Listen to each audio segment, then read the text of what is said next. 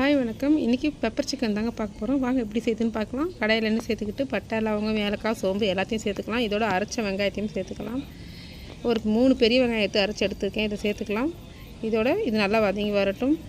இதோட வெங்காயம் நல்லா வதங்கி வந்துடுச்சு. இதோட நம்ம ஒரு தக்காளி பழமும் சேர்த்துக்கலாம். தக்காளி பழம் சேர்த்துட்டு இஞ்சி பூண்டு பேஸ்ட் 2 ஸ்பூன் சேர்த்துக்கலாம். சேர்த்துக்கிட்டு நல்லா கலந்து விட்டுக்கலாம். இது எல்லாமே நல்லா வதங்கின பிறகு நம்ம சிக்கன் இதில் சேர்த்துடலாம். நான் 1/2 கிலோ சிக்கன் தாங்க எடுத்திருக்கேன். அதையுமே இதில் சேர்த்துடுறேன். சேர்த்துட்டு கலந்து விட்டுடலாம்.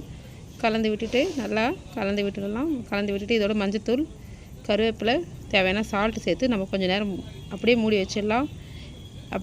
நான் தண்ணி கிண்ணி எதுவும் சேர்க்க போகிறதில்ல. அப்படியே நம்ம மூடி வச்சா அதுலேயே தண்ணி நம்மளுக்கு வெந்துடும்.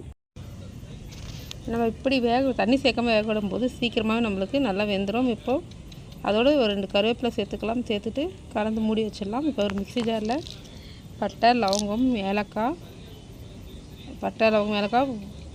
பூண்டு ஒரு 5 பல், சோம்பு, மிளகு, சீரகம் இது எல்லாமே சேர்த்து ஒரு பேஸ்ட்டாக அரைச்சி எடுத்து நான் ஊற்றிடுறேன்.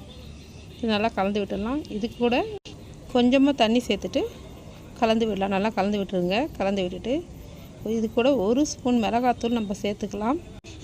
இதோட கொஞ்சம் காரத்துக்காக தான் இந்த மிளகாத்தூள். இதுவும் வீட்டில் அரைச்ச குழம்பு மிளகாத்தூள் தாங்க சேர்க்குறேன். சேர்த்துட்டு நம்ம கலந்து விட்டுடலாம்.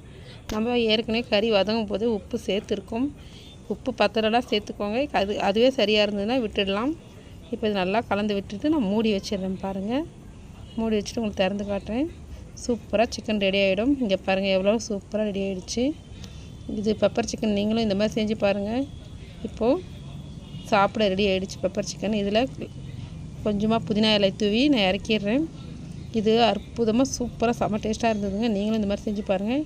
முள்ளங்கி சாம்பாருக்கும் முள்ளங்கி, மாங்காய், முருங்கைக்காய் போட்ட சாம்பாருக்கு இந்த சிக்கன் ஃப்ரை வச்சு பசங்களுக்கு கொடுத்தங்க.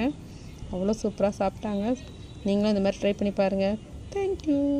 என்னுடைய வீடியோ பிடிச்சிருந்தா லைக் பண்ணுங்கள், கமெண்ட் பண்ணுங்கள், ஷேர் பண்ணுங்கள். மறக்காமல் சப்ஸ்கிரைப் பண்ண மறக்காதீங்க. தேங்க்யூ.